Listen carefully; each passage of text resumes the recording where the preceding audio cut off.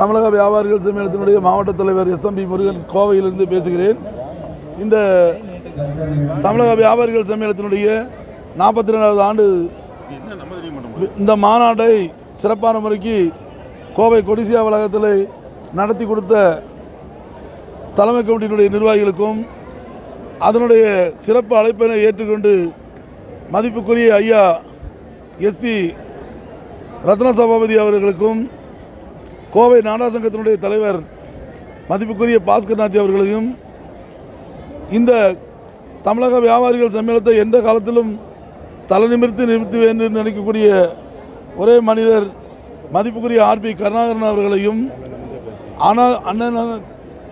அண்ணன் எஸ் குமார் அவர்களையும் பொதுச் செயலாளர் உதயகுமார் அவர்களையும் பொருளாளர் சிலுவை முத்துக்குமார் அவர்களையும் மற்றபடி இந்த எங்களுடைய தலைமைக்குடைய துணைச் செயலாளர்கள் துணைத் தலைவர்கள் அனைத்து கிளை நிர்வாகிகள் அனைவருக்கும் இந்த விழாவினை சிறப்பித்துக் கொடுத்ததற்கு முதல் நன்றியை தெரிவித்துக் கொண்டு இன்று கிட்டத்தட்ட சுமார் 15 லட்சம் மதிப்புள்ள பொருட்களை எங்களது சங்கத்தினுடைய உறுப்பினர்களுக்கு அவர்களுக்கு வழங்கி மதிய அறுசுவை விருந்து வைத்து இந்த விழாவினை கோவையிலே கொடிசியாவிலே மிக சிறப்பாக நடத்தி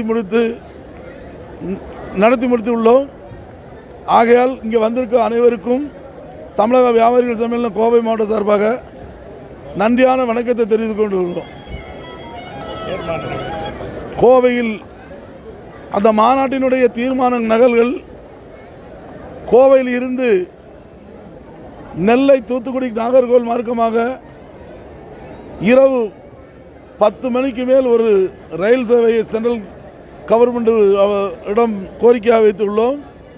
அதே சமயம் வியாபாரிகளுக்கு இன்று சென்ட்ரல் ஸ்டேட் கவர்மெண்ட்டுகள் வரி விதிப்பு என்ற முறையில் நிறைய வணிகர்களுக்கு அதிகப்படியான வரிகளை செலுத்தி கொண்டிருக்கிறார்கள். அவர்கள் அந்த வரி வியாபாரிகளுடைய நலனை கருதி கொண்டு வியாபாரிகள் நசுக்கப்படாமல் அவர்களுக்கு அதை தளர்வு செய்து கொடுக்குமாறு உங்களை கவர்மெண்ட்டை கேட்டுக்கொள்கிறோம்.